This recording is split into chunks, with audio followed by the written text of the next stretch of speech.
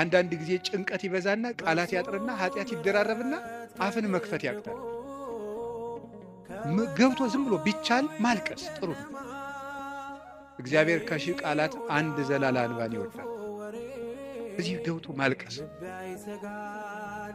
እና እግዚአብሔር እውነተኛ ረዳቴ ነው።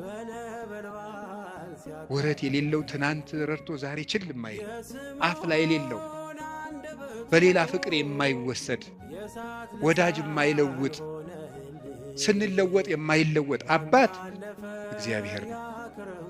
ደግሞ የማይደክመው የማይሰለች ለሁሉም የሚበቃ አባት እግዚአብሔር ነው።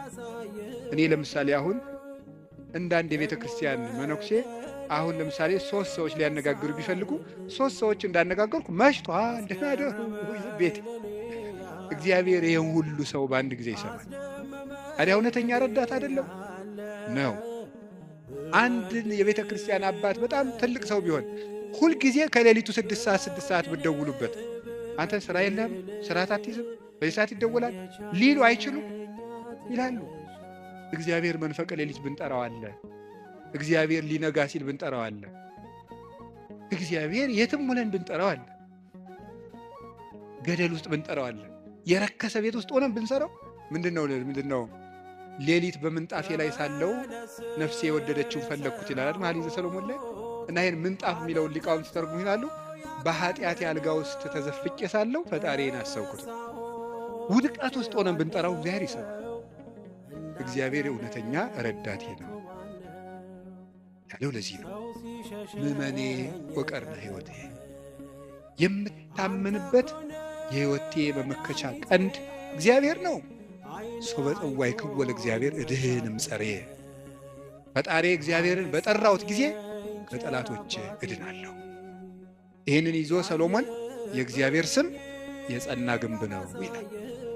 መጠጊያ የእግዚአብሔር ስም ነው።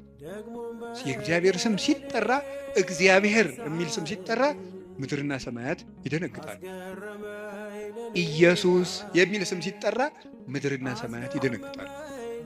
ፊልጵስዩስ ምዕራፍ 2 ላይ አለላችሁ ከመለስሙ ለእግዚእነ ኢየሱስ ክርስቶስ ይስግድ ኩሉ ብርክ ዘውስተ ሰማይ ወዘውስተ ምድር ወዘበታሕት ያለ ምድር።